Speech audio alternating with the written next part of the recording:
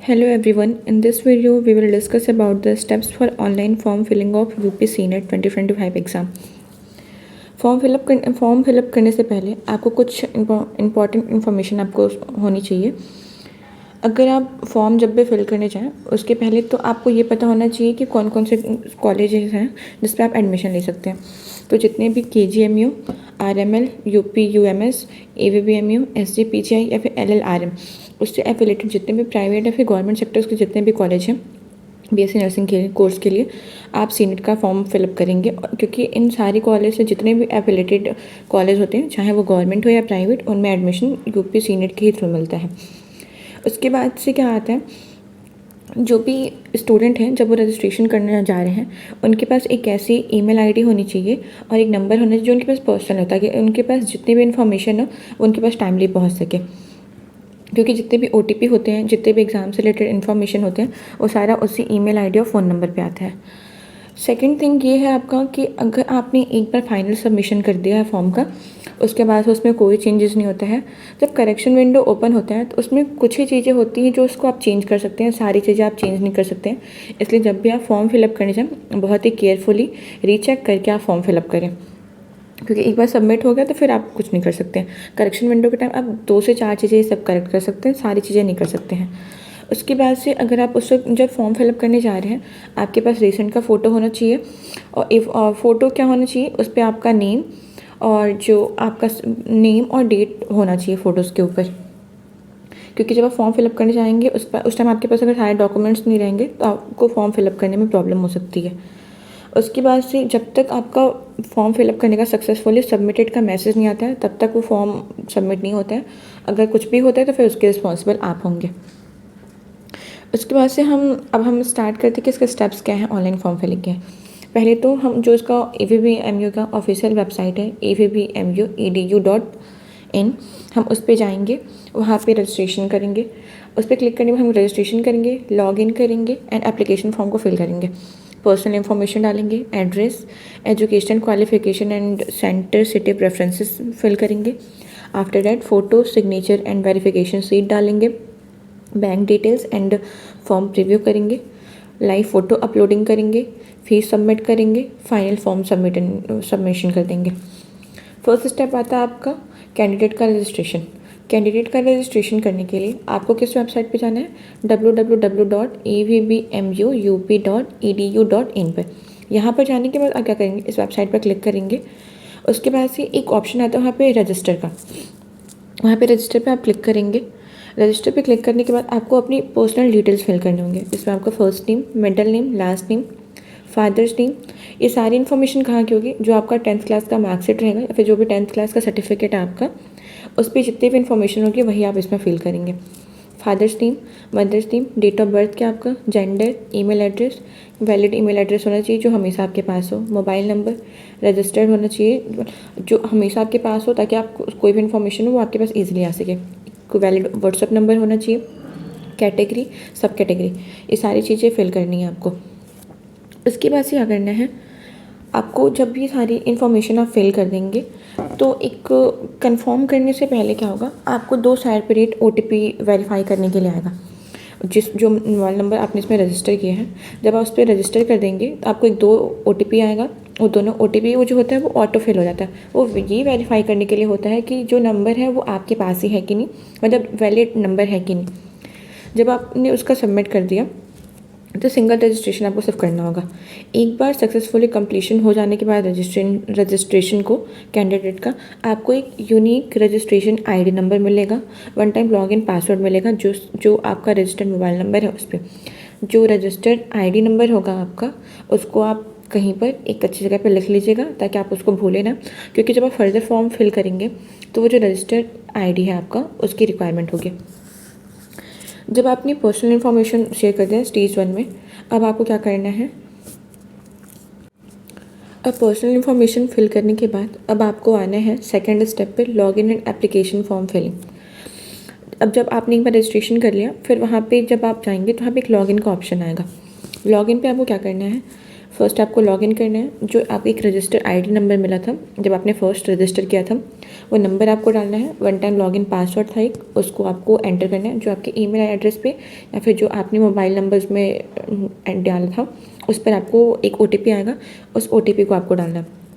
एक बार सक्सेसफुली आपने अगर लॉगिन कर लिया, उसके बाद से आपको क्या करना है, बाय द वे वैसे तो आपको जो भी पासवर्ड वगैरह है उसको आपको याद रखना है, भूलना नहीं है। अगर आपने भूल गए हैं तो फॉरगेट पासवर्ड पे जाके आप वहाँ पे एक, जब फॉरगेट पासवर्ड करेंगे, अपने डिटेल्स फिल करेंगे, तो आपके रजिस्टर्ड मोबाइल नंबर पे एक OTP आएगा। वो OTP आपको डालना है, उससे आपका वेरीफाई हो जाएगा। अब क्या करना है, वहाँ पे एक फिल फॉर्म का ऑप्शन आएगा, उस पर आपको क्लिक करना है। क्लिक करने के बाद आपको डिटेल भरना है, सेव एंड नेक्स्ट पर कर देना है। जब एप्लीकेशन फॉर्म आप फिल करेंगे उसमें आपको टोटल 4 स्टेजेस आते हैं। फर्स्ट स्टेज में आपको क्या करना है, पर्सनल इन्फॉर्मेशन को फिल करना है। सारा आपका जो भी personal information, name, address, father's name, mother's name, ये सारी चीज़ें आपको फिल करनी होंगी। वो जब एड्रेस आप फिल कर लेंगे उस पर नेक्स्ट पे क्लिक करेंगे। अब आपका आता है स्टेज 2। स्टेज 2 में क्या होगा, आपको एड्रेस फिल करना होगा। आप जहाँ पे रहते हैं प्रॉपर, आपका इंक्लूडिंग एड्रेस क्या है, स्टेट क्या है, सिटी क्या है, उसका पिन कोड क्या है, वो सारी चीज़ें आपको फिल करना है। स्टेज 3 आपका आता है education qualification and centre city preferences. Personal information आपने फिल कर दी, उसके बाद से एड्रेस आपने फिल कर दी। अब आपका जो भी एजुकेशन क्वालिफिकेशन है उसको आपको डालना है और एग्ज़ाम सेंटर प्रेफरेंसेस डालना है आपको। आप 3 एग्ज़ाम सेंटर को डाल सकते हैं। एग्ज़ाम सेंटर का आप प्रेफरेंस कैसे डालेंगे, कि मतलब जो एग्ज़ाम सेंटर आपके ज़्यादा पास हो या फिर जहाँ आपको जाना हो, आप उसको उस सीक्वेंस में भरेंगे कि अगर ये सिटी मेरे को नहीं मिलता है तो आप इस सिटी में जा सकते हो। जैसे कि आपको टोटल मे बी 9, एक सेकेंड, आपको टोटल 20 सिटी यहाँ पे अवेलेबल होती है सीनेट एग्ज़ाम के लिए। तो आप इसमें से आपको जो प्रेफरेंस, आप अपने प्रेफरेंस के अकॉर्डिंग इसमें से 3 सिटी का आप सिलेक्शन कर लोगे।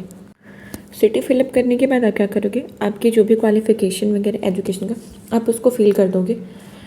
उसको फिल करने के बाद अगर इन केस आपका 12th का भी रिज़ल्ट नहीं आया, आप वेट कर रहे हो, 10th का पूरा डिटेल भर देना आप अपना, कितने मार्क्स, क्या क्या सब्जेक्ट है आपकी, कितने मार्क्स आपने ऑब्टेन किया है, टोटल मार्क्स कितने हैं, आपका बोर्ड क्या है, आपके स्कूल या फिर कॉलेज का नेम क्या है, कितने परसेंटाइल आपने ऑब्टेन किया है, वो सारा डिटेल फिल करने के बाद अगर आपका 12th का रिज़ल्ट अभी तक नहीं आया है तो एक उसमें अपीयरिंग का ऑप्शन आता है, आप अपीयरिंग पे डालोगे, क्योंकि जैसे ही सीनेट का एंट्रेंस एग्ज़ाम खत्म होता है उसके तुरंत आपको रिक्वायरमेंट पड़ेगी वो फिलअप करने के लिए। तो आप वहाँ पे अपीयरिंग डाल देना। अगर आपका नहीं आया है तो उसके बाद से आपको क्या करना है, सारा डिटेल फिल करने के बाद आपको जो मैंने 3 सिटी बताया था, आप अपने प्रेफरेंस के अकॉर्डिंग सीक्वेंस में आप सिटी फिल कर लोगे। सिटी फिल करने के बाद आप नेक्स्ट पे क्लिक कर दोगे। अब आपका 4th स्टेज आता है photo, signature and verification seat. Photo, हम फ़ोटोज़ की बात करें तो जो फ़ोटो होना चाहिए उसमें आपका फुल फेस होना चाहिए, फ्रंट व्यू होना चाहिए, जो बैकग्राउंड होना चाहिए वाइट होना चाहिए, कोई भी आपको गॉगल्स यूज़ नहीं करना है, जो आपके ईयर्स हैं दोनों विजिबल होना चाहिए, आइज़ ओपन होनी चाहिए, और कोई भी एडिटिंग वगैरह नहीं चाहिए फ़ोटोज़ में। आपको रियल और रीसेंट का इमेज होना चाहिए। जो फ़ोटोग्राफ्स के, जो आपके फ़ोटोग्राफ्स होंगे उस पर आपका डेट, मंथ और ईयर वो लिखी होनी चाहिए, कि मतलब डेट ऑफ बर्थ आपका नहीं रहेगा, वो जब आप फ़ोटो, जिस टाइम का फ़ोटो वो ले रहेगा वो डेट उस पर लिखा रहेगा और उस पर आपका नेम रहेगा। जो फ़ोटो का फॉर्मेट है वो आपका 50 to 200 KB साइज़ में रहेगा। जो इमेज का डायमेंशन है 4.5 इंटू 3.5 सेंटीमीटर के बीच में रहेगा। जो कैंडिडेट्स होंगे, मैंने आपको पहले बताया कि कोई ग्लासेस आपको वेयर नहीं करना है, कोई हैट नहीं होना चाहिए, और जो सिग्नेचर आप अपलोड कर रहे हैं वो ब्लैक बॉल पॉइंट पेन से आपको लिखना है। सिग्नेचर जो होना चाहिए वाइट पेपर पे होना चाहिए, उस पर कोई लाइनिंग नहीं होनी चाहिए, और JPG फॉर्मेट में अपलोड करना है। उसका जो साइज़ होगा वो 50 to 200 KB के बीच में रहेगा। जो सिग्नेचर आप कर रहे हैं वो कैपिटल लेटर में नहीं होना चाहिए, क्योंकि वो एक्सेप्टेड नहीं होता है। तो नॉर्मल जो आप सिग्नेचर करते हैं स्मॉल लेटर में फर्स्ट लेटर कैपिटल, वैसे आप नॉर्मल सिग्नेचर करेंगे, वाइट पेपर पे होना चाहिए। अब जो फोटोग्राफ्स होंगे आपको उसको स्कैन करके अपलोड करना होता है, सिग्नेचर पर ओवर राइटिंग नहीं होनी चाहिए। अब आपको क्या करना है, स्टेज 5 में जाने से पहले आप अपनी जितने भी 4 स्टेज में जितने भी डिटेल्स आपने फिल किए थे उसको आपको अच्छे से पहले जाके रीचेक करने हैं। रीचेक करने के बाद अब आप आएंगे स्टेज 5 में, जहाँ पे आपको अपने बैंक डिटेल्स और फॉर्म का प्रीव्यू करना होता है। बैंक डिटेल्स में आप जो पेमेंट करने जा रहे हैं उसमें क्या करना है, बैंक डिटेल्स क्या होता है कि अगर बाई मिस्टेक आपने डबल पेमेंट कर दिया तो आपका जो पैसा होगा वो आ जाता है, लेकिन हमें केयरफुली पहले तो फॉर्म फिलअप करना है। बैंक डिटेल्स आप अपना फिल करेंगे, उसके बाद से आपको लाइव फ़ोटो अपलोड करना है। एक आपने पासपोर्ट साइज़ फ़ोटो अपलोड किया था, अब आपको लाइव फ़ोटो अपलोड करना है। जो लाइव फ़ोटो होगा आप कहाँ पर होंगे, आपका जो बैकग्राउंड होना चाहिए वाइट कलर का होना चाहिए, नॉइज़ मतलब नॉइज़ तो ठीक है, क्लियर होना चाहिए, कोई भी गॉगल्स नहीं होना चाहिए, आपके जो ईयर्स हैं वो विजिबल होना चाहिए, गुड लाइट होना चाहिए, प्लेन बैकग्राउंड होना चाहिए। और जो भी आप ध्यान देंगे कि जिससे भी आप फ़ोटो ले रहे हैं वो बिल्कुल आप सामने होना चाहिए, और जो कैमरा होना चाहिए आपको आई लेवल पे होना चाहिए। कोई भी कैप, मास्क या फिर ग्लासेस वगैरह वेयर नहीं करना है। अब आपने अपनी लाइव फ़ोटो को ऑटोमेटिकली जब आप कैमरा उसके सामने करेंगे तो ऑटोमेटिकली वो आपकी फ़ोटोज़ को डिटेक्ट कर लेगा। डिटेक्ट करने के बाद अब आपको क्या करना है, अपलोड लाइव फ़ोटोग्राफ्स पे क्लिक करना है, सेव एंड पे फी करना है। अब आपका आता है फ़ी सबमिशन। फ़ी सबमिशन के बाद उसमें आपका एक ऑप्शन आता है पे फी फॉर बीएससी नर्सिंग, उस पर आपको क्लिक करना है। क्लिक करने के बाद से आपको online via debit card, credit card, net banking और यूपीआई के थ्रू पेमेंट करना है।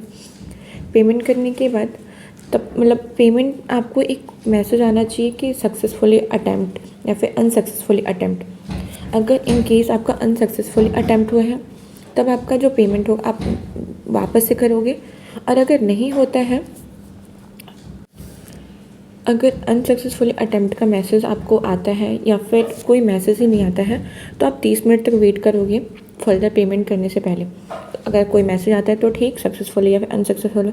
अगर 30 मिनट के बाद पहले अगर अनसक्सेसफुल अटैम्प्ट का मैसेज आ जाता है तो आप फर्दर पेमेंट करोगे, अदरवाइज़ नहीं करोगे। उसके बाद से क्या करना है, आपको फाइनल फॉर्म सबमिशन कर देना है। जब आप फाइनल फॉर्म सब पेमेंट कर दिया, आपने सारे डिटेल्स भर दिए, उसके बाद से आपको फाइनल सबमिशन पे क्लिक करना है और आपका जो फॉर्म होगा फाइनली सबमिट हो जाएगा। और आपके पर एक स्क्रीन पर एक मैसेज दिखेगा, your application form has been successfully submitted. अगर ऐसा अपीयर होता है आपके स्क्रीन पे तभी आपका जो फॉर्म होगा वो फाइनल सबमिट हुआ है। जो अब जब आपने फॉर्म सब फिलअप कर लिया, आपके पर मैसेज आ गया your application form has been successfully submitted. उसके बाद से जो आपने ईमेल आईडी डाला था उसमें, उस पर आपका फाइनल सबमिशन का सक्सेसफुली का एक मैसेज आएगा। आप क्या करेंगे, प्रिंट बटन पर क्लिक करेंगे, उसका एक प्रिंट आउट रख लेंगे अपने पास। ये रही आपकी सारी डिटेल फॉर्म फिलअप करने का। अब जो प्रिंट आउट आपने निकाल लिया उसको आप संभाल के रख लीजिएगा, क्योंकि इसमें फिर एडमिट कार्ड लेने के टाइम पे उसमें कुछ इन्फॉर्मेशन आपको चाहिए होता है। फॉर्म को आपको केयरफुली फिल करना है। अगर कोई भी स्टेप्स आपको समझ में नहीं आए तो आप बैक करके वीडियोस को आप वो स्टेप्स ध्यान से देखेंगे और अच्छे से फॉर्म केयरफुली फिल करना है। Thank you.